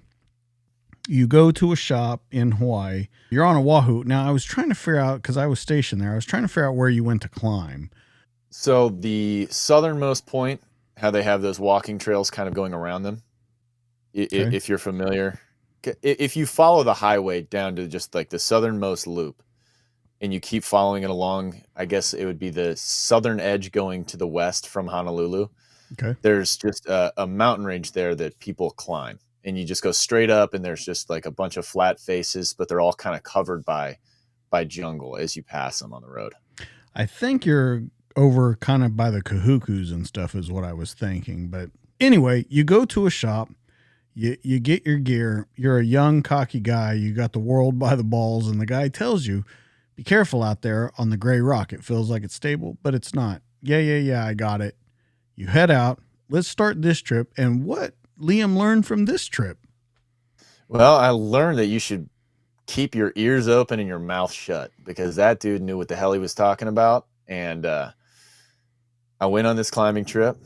Guy told me exactly what I should and shouldn't do, exactly where I should go. I got my little climbing book and we went out there and I had all my gear. I was with my ex-girlfriend at the time. And, you know, it was like one of her first time belaying a lead climber. So we're going to take it slow. If I've learned anything with climbing, and even at this point I had learned this, it's that taking it really easy in the beginning makes the rest of your climbing trip really nice. So do a real easy route, something that's super basic. So I look on the book, what's the easiest thing to do? We got a 6.3. I believe that terminology is correct, but a 6.3, which basically means, you know, it's kind of a scramble. You'll be almost, you know, you'll be slightly more horizontal than climbing straight up. So it's a very simple thing, you know, going rock to rock, bouldering, whatever. I start going up and I didn't pay attention to the way this route was supposed to go. I went straight up. The easy route is at an angle, it bends. And instead of bending, I just kind of kept going straight up. Now, there's not a lot of places to put pro. Pro is just a short term for protection. So you put these little like clamps and carabiners into the wall, and basically it's, if you're going to fall, it holds on to you. The protection expands into the crack of the wall, and you got metal on rock, and it's a lot more durable than you just ripping a carabiner out of the wall. So I can't really find anywhere to put something up. So I'm getting close to 20, 25 feet. I'm looking for something. I keep going up and I'm climbing. I'm like, damn, that looks like a really good handhold right there. Maybe I'll just plop my hand up there. I'll pull up to this crack and I'll throw a big monster in that gray shit. And I remembered, I was like, that dude said not to put shit in there, but I was like, I'm going to put a huge one in there. You know what I mean? Like, this sucker is so big that there's no way that my body could rip that out of that rock. So that was my plan. I planned that before I took my next step. And when I took my next step, I put my hand on the next hold. And, you know, if anyone's been rock climbing, they know that sometimes it looks like it's going to be amazing when you get your hand up there. And sometimes it is dog shit. And I got my hand up there and it was basically like trying to grip Jello. It was super slippery. I had just enough time to jam that huge protection into the wall, clip myself in, and yell out to my girlfriend at the time, falling. That's what you yell so they know to take slack. And basically what you're supposed to do is you kick yourself as far away from the wall as possible to protect yourself from dragging down the wall. So I did what I was supposed to do. I'm kind of programmed that way. And I kicked off the wall. She took slack, and I was probably 35, 40 feet up at this point. She took slack. I'm flying off the wall, and that cam just rips right out of that gray rock, just like if it were molding clay and you were in art class. Just brittle as shit. Totally sucked. Totally stupid move. And I fell down this mountain because once I fell off the cliff, I continued to roll down the mountain about like 35 feet. I landed on all head and arms. I had to get life lighted off the cliffside and basically put in an ambulance and sent to the hospital. Don't remember anything except for 2 moments when the paramedic got to me from the helo. I asked him if he had fentanyl. And then when I got into the ambu, asked the guy the same thing. I was like, I do not want to feel the way I'm feeling right now. Can you help? And they both basically said no. So those are the only 2 moments I remember, the only 2 lucid moments I had for the next 8 hours. And then for the following 8 hours, I was saying weird shit in a cyclical manner. And they were having a very difficult time putting my elbows back into their sockets, just basically putting me all back together. So they had to get my girlfriend at the time to sign a waiver to give me what was technically a lethal dose of fentanyl, just because my body just works that way. And once they gave me a ton of it, they could reset my elbows, do kind of like the sling work, check out that one of my elbows was broken, work some casts, and then get me ready to go on my way. You broke your left elbow. You ripped your right elbow at the joint and all the way to the shoulder, and a TBI from it. Correct. Yeah. Yeah. So they can be superficial, but they can also be crippling. It just depends on your body, really. And I was really lucky. I was in the casts. I felt fine on account of the drugs. So we walked out of there. I mean, they weren't going to hold me for much longer. I'm in casts and I have slings on. I have healthcare. So they were just like, yeah, just go get processed out. They'll give you some oxycodone or whatever it was, to last you the next 10 days. So we go sign out of the hospital, pick up this bottle of pills, check in with the command. And, they're talking about, okay, well, we'll have to get you on a flight home, get you some stuff checked out, blah, blah, blah. And, I was having a really good time in Hawaii, regardless of the fall. It's a great place. It's beautiful. I love the food. I love Japanese culture. So when Japanese and American culture mix, it's kind of Hawaii, and it's absolutely awesome for me. So I looked into the flights and I saw that the flight they wanted to book me on to get me home was going to be 2 times more expensive than if I just took my original flight. So I called them. I said, hey guys, look, the flight that you want to get me on to come get me home and get me all checked out is like a lot more expensive than me just finishing up my stay here. And they were like, oh, really? Oh, okay. Well, I guess it doesn't really matter if you get seen by a doctor for your massive TBI or any of your other stuff. Why would it? If we save some cash, pretty good on me. So, all right, why don't you just stay out there? So I was like, all right, this is a good plan. I'm glad we could meet in the middle here. And so then I just had, for the remainder of the course that I was supposed to be out there, there's a big wave rescue course out there that we run on Wave Runners. So I didn't do the course. I hung out there for the following 10 or 11 days. I had oxycodone and I could still drink some drinks during the day. I took my bandages off. I took my slings off, and I just kept working out and had a really excellent vacation. What did we learn from that? Just to listen and do what we're told? I would think you would know that by then, but I think it would be driven home with that. And it was, you just learn that when it comes to your personal safety and things that really matter, and someone tells you, hey man, I wouldn't try it. It hasn't worked out for a lot of people. At a certain point, for someone who is even a habitual risk taker, you get that moment where you're like, you know what? Yeah, I'm going to shut up and listen to this guy. I'm going to do the right thing. I'm going to do a little bit of research before I get on the rock. Maybe I'll look at this map twice. Maybe I'll look at it 3 times. I'll know the route. I'll go slower. I'll come back down when it looks like I'm going to have to plant in that rock. There were a lot of things that I realized I should have done. And at the moment, yeah, dude, I was like, oh, this 2-week vacation in Hawaii, no harm, no foul. This rocks. And then the follow on 9 months of recovery, that's where you really learn that lesson. It's hammered home. Oh yeah, you can't use your arm still. Oh, you're breaking your radial head on your elbow a little bit further because you're working out too hard. Oh, you're getting worse. You're not getting better. You know, you learn that lesson the long way. And I don't want to do cardio for 9 months, but there I am doing cardio every day, just thinking about, all right, that was really stupid. I think like 5, 6 people die. It might be a little bit less, but people die there every year. That's what the paramedics were telling me. They're like, oh yeah, we're always picking up corpses out of this place because people do exactly what you did. Well, was there ever a chance that you might lose the teams from this injury? No. Unfortunately, the military machine, when it's in transition, is very apt to lose track of guys. A lot of people have learned this lesson. I would wager to say quite a few people have learned this lesson, is that when you're in the military, you need to take care of yourself. Nobody set me up for a TBI appointment. I did. Nobody even cared about my results of my elbows. I did. Everybody just shows up every day trying to do the job they're there to do. But if nobody's going that extra mile, who's a little bit above you, it's not going to happen. You got to take care of yourself.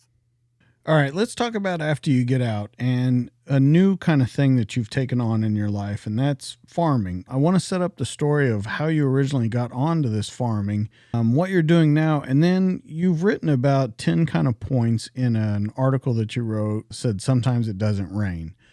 I want to talk about a couple of the points there because I think it shows almost, a 180 of you as you get older, as you get more mature, because we've kind of talked about that along the way.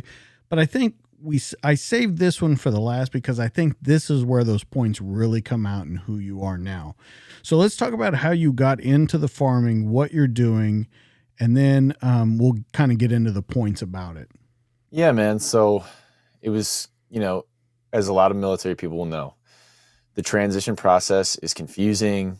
It's a little difficult. And I don't like to call it hard because, listen, at the end of the day, things that are really difficult are really difficult. And transitioning out of the military, if you do your prior planning, you really, really go after it. You look for those jobs. You get on LinkedIn, you start talking to people. If you really do your due diligence before you get out, it's not that difficult of a task. It's getting a new job.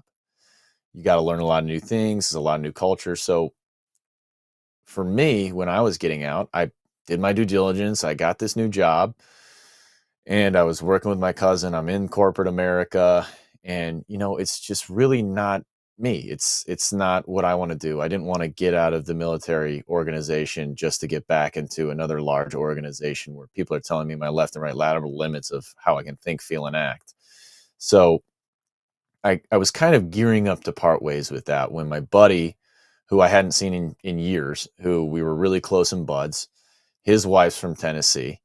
I'm stuck here in Tennessee doing this gym stuff. And he hits me up and he says, hey man, I'm in Tennessee. I saw you were, down in Chattanooga. I'm only a couple hours away from you. Why don't we hang out? So we meet up and, we still stay in touch all the time, but we never get to see each other because he's living on the West Coast. I'm on the East Coast. We're on different deployment schedules. It's just the nature of the beast. We meet up. He's telling me about the farm and, how he's transitioning and how everything's been good. And I'm telling him about the gyms and how everything's fine with me. We have a good time. We part. That next week, literally the next week, I break up with the gym thing.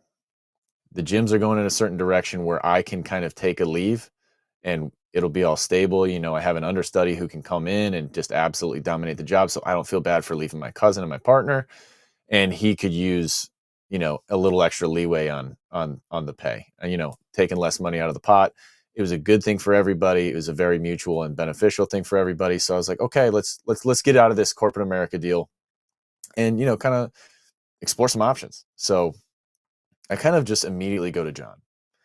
Hey, we're getting out of the whole gym world. can we take you up on that offer? Can we come check out the farm? You know, I just wanted to see it. I just want to go out to Colorado. I'd never really been in like the elk hunting world. I wanted to go check out like what my buddy's life was like. And he tells me, you know, yeah, let me just get back to you because we got some shit going on. And he had a very poorly timed, if there's ever a good time, family tragedy. And it really adversely affected the farm. It really it adversely affected how they were going to produce, how they were going to do. So John was in a huge pickle. I mean, there's all this litigation, all these different things that he's got to do. He's got to figure out how to run the business now, and now he's got to do all these other angles, and he could really use the help. So I told him, "Hey, man, like I'll come out, we'll check it out. As long as Lara isn't miserable, then we're in. I'll come help you out. You know, like don't worry about it. I know you need help, and you know, I want something to do. Like this isn't charity, bro. Don't worry about it. Don't like sweat it that way. I'll come out. We'll work something out. You pay me a little bit, and we're good to go." So we go out there, we check it out. It's beautiful, and you know, we agree that this is somewhere we could spend a summer. You know, spend a summer, figure it out, see if you like it. And we go out there and we start the farming deal. Once we've, you know, we ran around America for about 2 months, just picking up things from Virginia Beach, going to Key West, going to Tennessee. But after we traveled America, we got to this farm and we started to learn kind of what this life is like. And the nature of this beast was, you know, it just the way it was set up. We had bitten off a lot. We thought we could chew it. We got screwed by luck in life. And so it was just me and John working a shitload of field for a long time, working 12, 15-hour days, sometimes for, you know, 20 days in a row. And then you get rained out, you have a couple break days, and you get right back into it. And I'm learning all this for the first time, and he's teaching it for the second time. But I learned a lot of things that I would not have learned if I hadn't said yes to this experience. It just kind of goes back to the do it mentality. I didn't have that vision of where I wanted to go post gyms. I know I wanted to do something with myself, but I just said, yeah, let's do it. Let's do it. Let's go help John out and we'll get something out of it. It'll be a beautiful summer living out on this farm, living on the trailer. It's a different kind of life. It's a totally different thing than most people do. So we went out there and worked really hard in really hot sun for a long time. And, you know, that's when you see that you can do everything right. We worked our asses off, but sometimes the crops are growing and it just doesn't rain for you, you know, and that translates to so many things in my life, and a lesson that if I would have learned it earlier, I would have made quite a few less mistakes, but at least less frustration, less anger, less pent up angst. Sometimes you can do everything right and it just doesn't rain. You can't control the rain. And that was a humongous lesson for me, to just take things as they come sometimes, do everything you can to be the best person you can be. And sometimes you just don't get paid at the end. And that's okay. Just keep doing it. Do it again. Do it again. And do it again. Here's where I love this story, and here's where I have questions about it. When you say you do all this stuff, you work so hard, and sometimes it just doesn't work out, I think we can agree that through a lot of your life, the things that you worked hard at, you accomplished them. You got over your fear of heights. You made it to the teams. You did everything that you had set out to do working hard. I wouldn't say this is the first time that you've worked hard and it didn't happen to you, but it's definitely, I think, the most life altering, because you're out of the military now. You're trying this new kind of way of life out and it doesn't work out. Is there any, I don't know if I even want to use the word fear. Is there any thought going through your head that, oh shit, I might have now bitten off more than I can chew. I maybe can't fix this situation. And then how do you work through that? Or is this just another thing where, like we talked about before, you don't talk about it, you be about it? You know, throughout all of my career and most of my life, the compartmentalization game has gotten me through all of it, right? Because it was me versus whatever I wanted to accomplish. And that was easy for me. Me versus something I had to do, yeah, I'll get frustrated. Maybe I punch a tree or something, whatever, something stupid. But I'm going to do my task because I know that it needs to be done. And as far as getting the farming done, it was difficult for me, man. I mean, learning this thing for the first time, working those long hours with literally no pay, it's rough, but I could do it for me. The hard thing is watching what it did to Lara and how upset she was, having this brand new place thrust upon her, and I'm never even around, and she's adjusting to all these different things with all this level of uncertainty that's unfamiliar to her. That was the hard part for me. If that wasn't a factor, if us being a team wasn't a factor, I would have just soldiered on. I would have thought about it a bit. I could have gotten frustrated and maybe made some complaints to John, but that's just bitching and moaning. Everybody knows that if team guys aren't bitching and moaning, something's wrong. So when I had her to kind of be accountable for, kind of changed my dynamic, right? I'm not just accountable for myself, so I had to kind of explain my thinking more clearly. I had to actually give a reason for doing what I was doing. And I looked at her and I was like, I don't know. I don't know why this is the right thing to do. I can't tell you why this is what I have to do, but this is what I have to do. This is the right thing to do. I know it's the right thing to do. I have to do it. And that that given to your significant other, I don't know, men, if you're out there and you're listening to this story and you're just going, oh yeah, that's not going to work. Yeah, it doesn't. She doesn't hear this is what I have to do and just go, oh yeah, read and received. So I had to figure out how to articulate that. And that has been a struggle for me. And that's kind of where the sometimes it doesn't rain comes from, where it's, I don't know why we didn't win this time, but it is the right thing to keep going.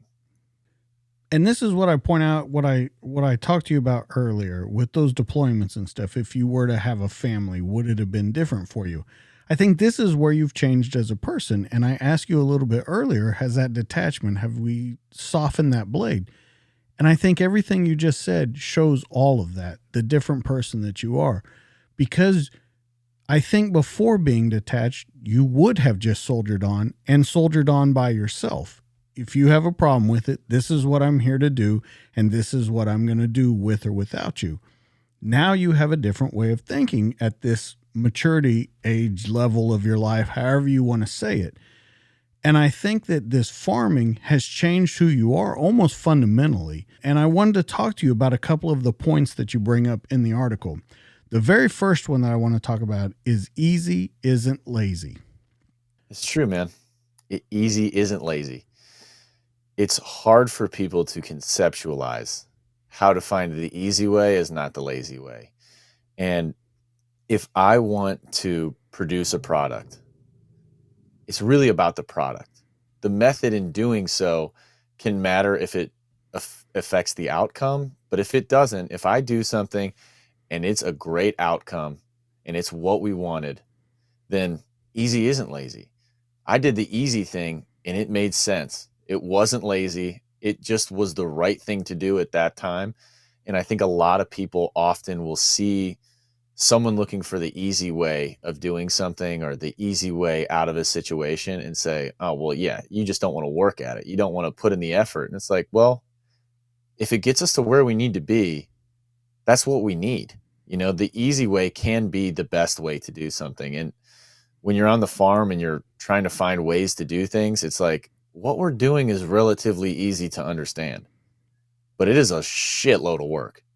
So to find an easier way to do something, to find the easier way to finish your task, it's paramount in getting along every day. We're always looking for, oh, well, man, if I just put some tape on the window here, I can line it up easy. It just, let's make things easier, but we're not being lazy. We're working hard. And once again, though, that's different from that 20-year-old Liam that wanted that masochistic pain to be brought down on him to feel like that was real, that you were really accomplishing something. And I think that's another way that you've changed in your life. Another one that I want to talk about is listen to the tractor. Dude, this was such a hard lesson for me because it just goes back into like what we're going through is, just learning how to to strap on your bootstraps and be an adult person and really do what is best. And that's a struggle that I think everyone deals with every day. There's a right thing to do and a wrong thing to do, and it's really difficult to constantly choose the right thing to do. It is a great goal to strive for, though. I mean, it's why we're here. So to go with listen to the tractor, when I got in the tractor and he's teaching me how to do everything, it is far more difficult than I would have ever thought it would have been to drive straight, right? Some of these new tractors can link up to satellite and do God knows what to drive straight. We do it the old school way, and I don't even know if we have the satellite compatibility. So we just drive straight. And when you're first driving the tractor, you got to learn this is where the oil goes. If you're having air quality issues or temperature issues, this is going on. You got to learn a little bit about just operating an engine. I had a decent mind for engines, but to run the tractor, it is a constant battle where you're paying attention, you're checking the water temp, you're doing absolutely everything that you would do to your car in like a year or two of maintenance every day. So you're constantly listening to this tractor because when you're first riding it, you don't know how it feels. When it's choking, you don't know it's choking, not by the feel. You can hear it though, because it sounds different. Sound is a little bit easier to pick up on. And I personally love to listen to audiobooks. I'm constantly listening to audiobooks. We travel in the RV trailer all the time, so I need something to listen to. I like podcasts. I like Spotify, but when I'm really going long distances, I like to throw a book on and just kind of like, yeah, let's plug in 14 hours and let's listen to, an entire Hemingway book. When I wanted to get on the tractor, I wanted to plug right into Audible. I was like, I've got books in my queue. I'm ready to go, man. I've got however many books. I want to listen to them all. And he's like, well, yeah, just for like the first couple times, just, you want to just listen to it. And he's a very nice guy. He's not going to be pushy about it. And I was like, listen, dude, I think I got it. I don't plug in for about a minute. I'm going on the tractor. I'm like, everything's fine. It's been 30 minutes. I'm just listening to this tractor. Like, this is not my deal, throw on the radio a little bit. And then I was like, you know what? I'm just going to throw in my ear pods and start listening to Audible. And when you do that, not only are you losing that mindset of where you're listening for it and you're paying attention to what the machine needs. And you're talking about a $250,000 machine. This thing's important. It's the backbone of the farm. We got a lot to do with this thing. But you're also just paying less attention. You can't hear it, but you're not paying attention. You're not doing your due diligence. You're not doing the right thing. That's not the right thing. So I start driving, I break things, I forget things.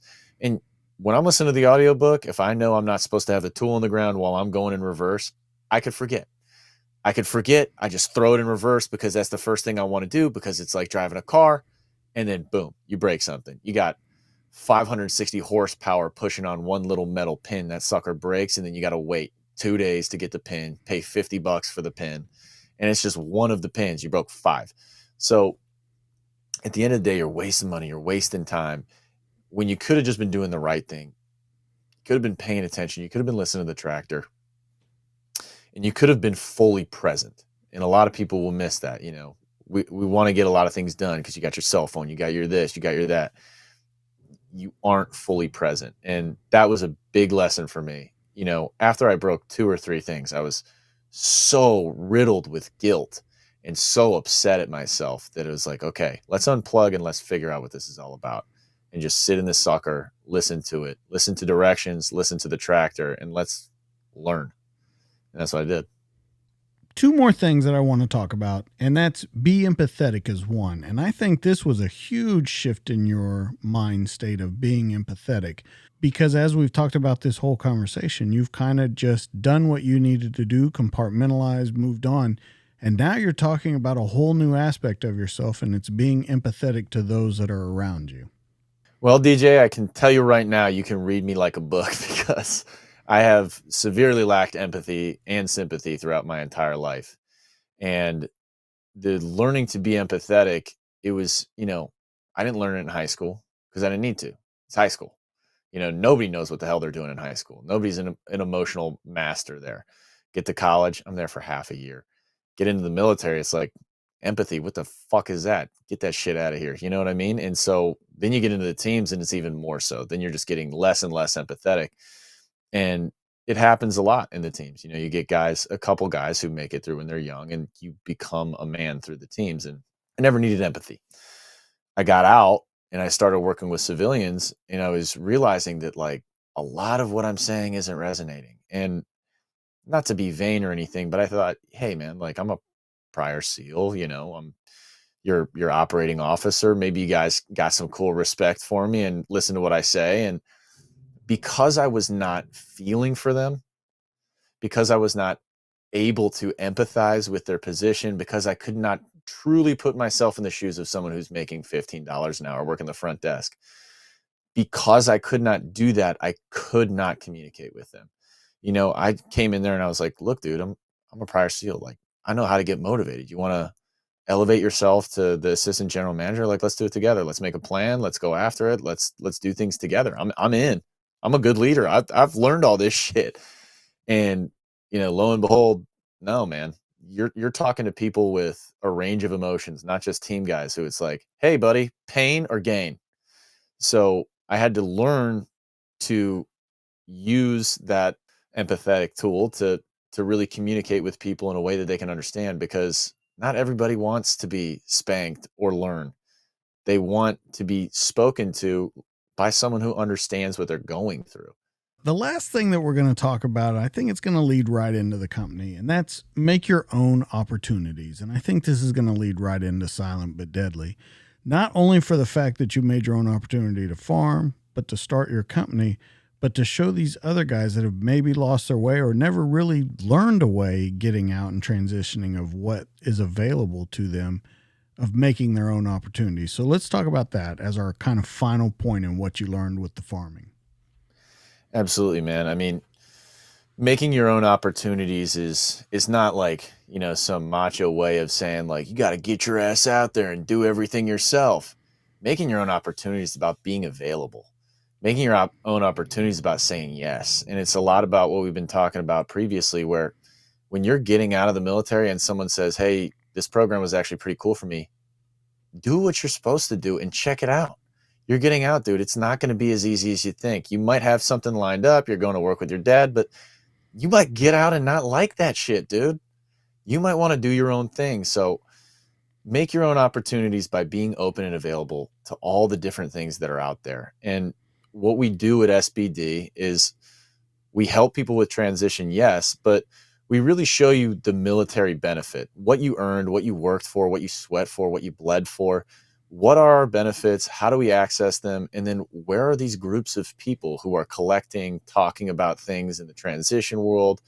Who are these veterans who own businesses? I mean, we're talking about a $1 trillion industry just from the 9% of entrepreneurs who are veterans.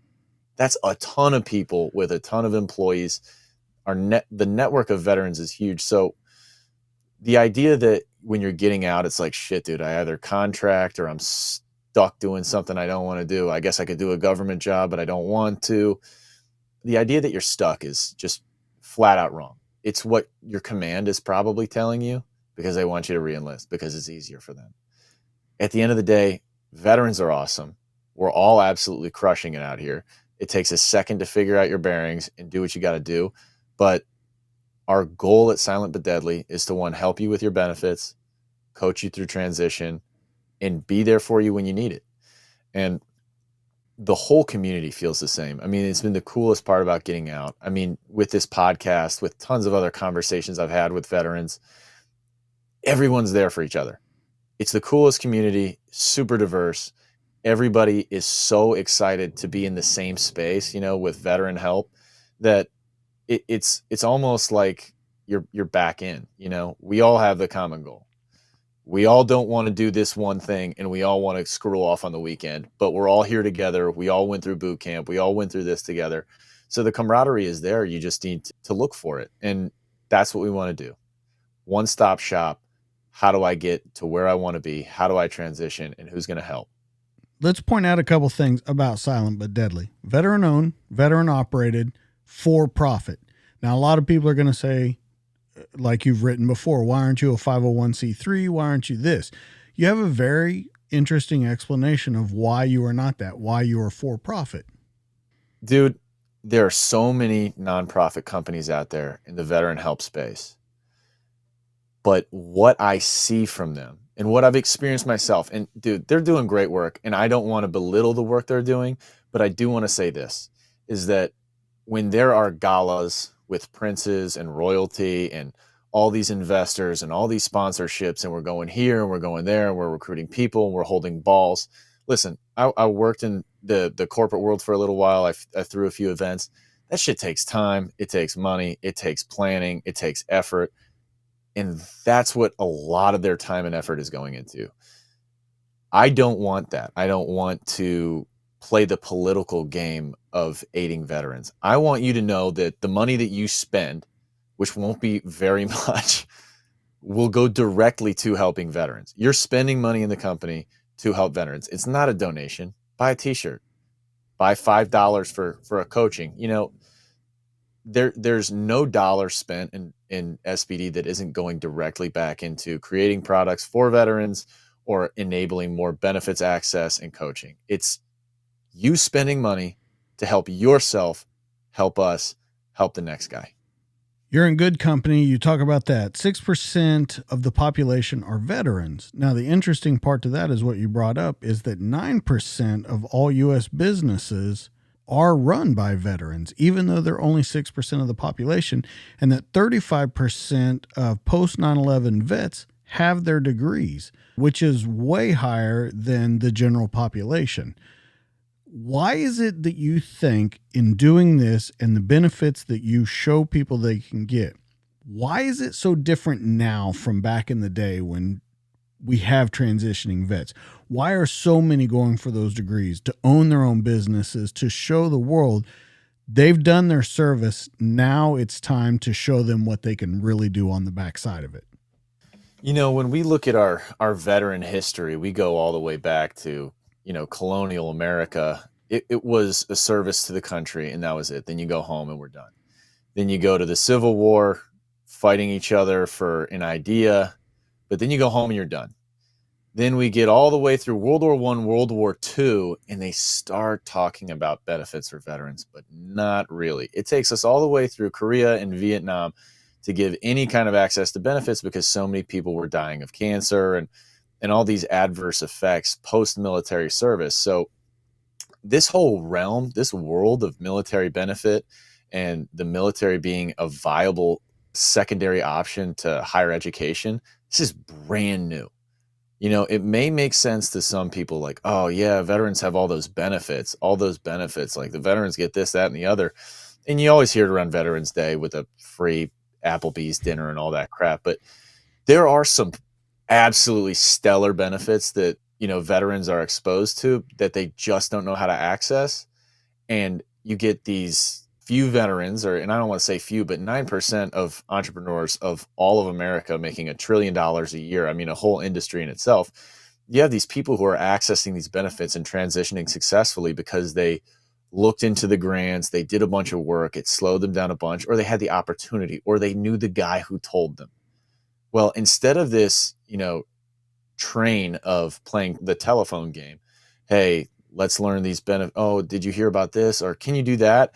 And the amount of times that we try to find these benefits and we're unsuccessful, it becomes discouraging, or the amount of work that's involved, it becomes discouraging. The process is discouraging itself. You're deploying, you got all these things going on, you got PTSD, your transition, you got anxiety, depression.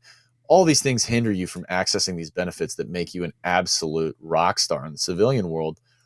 That's our whole point, is we want to get these benefits unfolded, unlocked, and easy to read, easy to understand back into the hands of the veterans, because there are people out there who are using these benefits and absolutely kicking ass. And that's what we want all of our vets to do, because the benefit doesn't run out when we figure it out. You know what I mean? The benefit doesn't go away. It's an endless pot. So figure these benefits out, start accessing them, and start showing this younger generation that, yeah, man, the military is like a really legitimate secondary option to going to college. Could be the primary for most if you understood that, yeah, dude, you can get a VA loan. Yeah, you don't have to put any money down and you get a lower interest rate. Oh, yeah, you get free college. All these crazy, amazing benefits that people just don't understand how to access. make this such a viable living style as compared to what we used to think of the military, which was all negative. You know, you get out, but you have the honor, the service, the integrity, the things you earned, but you walk away at a loss. You know, you're hurt, you're injured, you're confused, you're alone.